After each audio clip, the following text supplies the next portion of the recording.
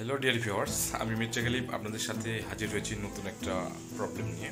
সেটা হচ্ছে আমরা বর্তমান ডিজিটাল যুগে সবাই কোনো না কোনোভাবে আমরা স্মার্ট টিভি ইউজ করি, স্মার্ট কালার টিভি ইউজ করি।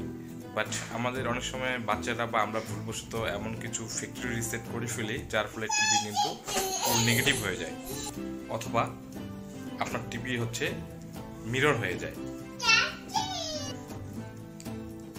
আমরা যারা অনেকে প্রত্যন্ত অঞ্চলে থাকি, আমাদের অনেকেই তো মনে হয় যে স্মার্ট টিভি মনে হয় আমার 25-30 হাজার টাকা দামের এটা নষ্ট হয়ে গেল। সো এক্ষেত্রে আমরা অনেকে প্রবলেম পড়ে যাই। তো ডোন্ট ওয়ারি, আমি মির্জা আপনাদের সাথে আছি। আজকে আমি আপনার সেই সলিউশনটাই দেখাবো যে হঠাৎ করে আপনার যদি স্মার্ট টিভির নেগেটিভ চলে আসে কিংবা স্মার্ট টিভি যদি মিরর হয়ে যায়, আপনি সেটা কীভাবে ঠিক করবেন, সে টিপস অ্যান্ড ট্রিক্স নিয়ে আমি হাজির হয়েছি।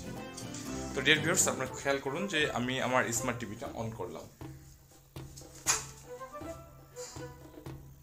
স্মার্ট টিভিটা আপনারা একটু খেয়াল করবেন। আমার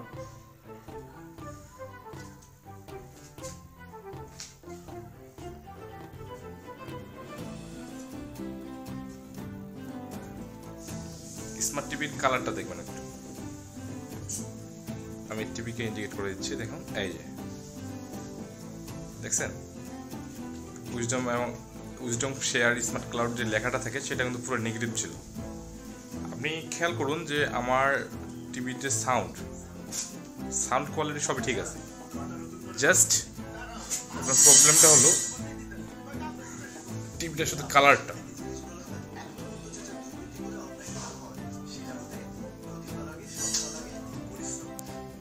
অর্থাৎ টিভির আপনার সাউন্ড কোয়ালিটি সবই ঠিক আছে, চ্যানেল সংখ্যাও সব ঠিক আছে, শুধুমাত্র আপনার টিভির যে কালারটা সেটাই প্রবলেম। হ্যাঁ, এটা আমি আপনাকে এখন ঠিক করে দিব। আর যদি মিরর থাকে, আমার টিভিতে কিন্তু মিরর হয়নি, শুধু টিভিটার কালারটা নেগেটিভ চলে আসছে।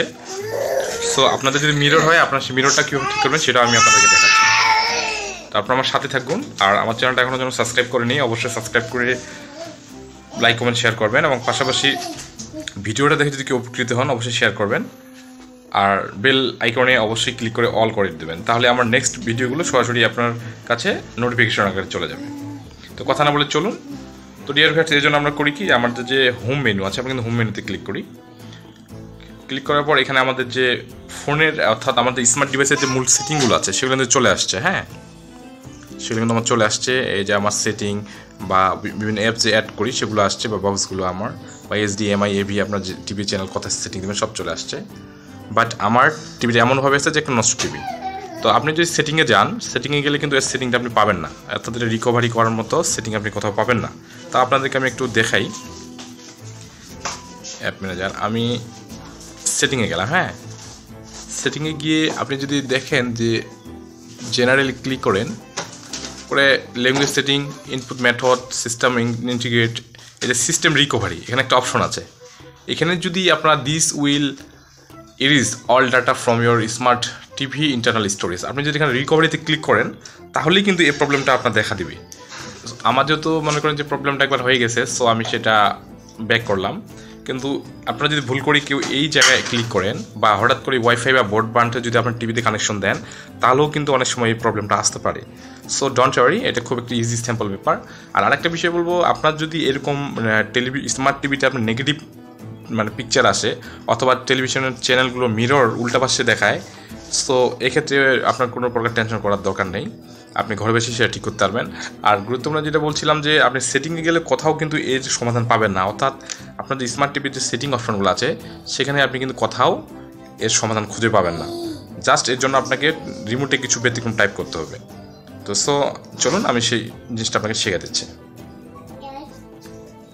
ডিয়ার ভিউয়ার্স, যেহেতু আপনি কোথাও এর সমাধান খুঁজে পাবেন না, অর্থাৎ আপনার রিমোটের সেটিংয়ে কোথাও পাবেন না, বা আপনার অ্যান্ড্রয়েড বা স্মার্ট ক্লাউড টিভির কোথাও সেটিংয়ে যেহেতু এর অপশন পাবেন না, সো আপনাকে রিমোটের উপরেই নির্ভর করতে হবে। আর এর জন্য আপনাকে একটা কোড ডায়াল করতে হবে। এর জন্য যেটা করবেন, আপনি ফার্স্ট টাইম হচ্ছে আপনি আপনার রিমোটের যে মেনু আছে, আপনি সেই মেনুটাতে ক্লিক করবেন। আমি দিয়ে দিচ্ছি, এই যে মেনুতে ডায়াল করবেন। মেনু ডায়াল করার পর আপনাকে একটা কোড দিতে হবে, সে 1147।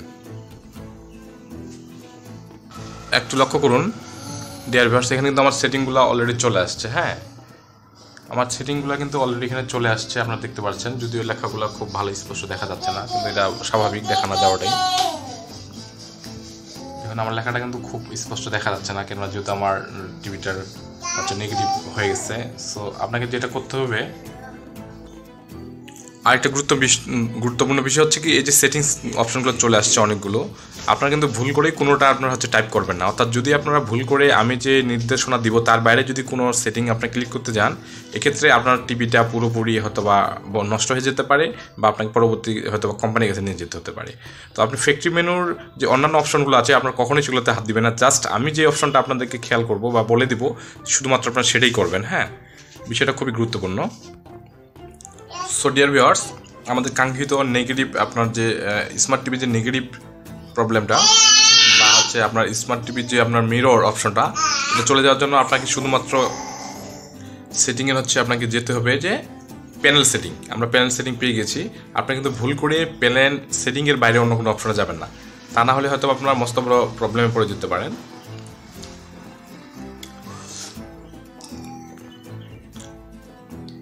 আপনারা খেয়াল করুন, আমার হচ্ছে যে প্যানেল সেটিং সেটা কিন্তু পুরো 8 নম্বর সিরিয়ালে আছে। আপনাদের অনেকের স্মার্ট টিভি অনুযায়ী কারো 7 নম্বরে থাকতে পারে।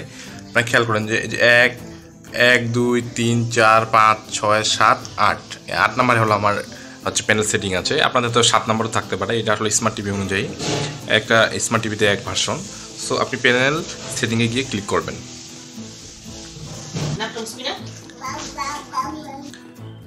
সো ডিয়ার ভিউয়ার্স, আপনি প্যানেল সেটিংয়ে ক্লিক করার পর আপনি খেয়াল করুন যে 1 number 2 number 3 number 4 number 5 number 6 number 7 নাম্বারে আমার আছে। অর্থাৎ আপনি খেয়াল করুন যে 1 2 3 4 5 6 7 নাম্বারে আপনার দেখেন যে একটা LVDS ম্যাপ লেখা আছে।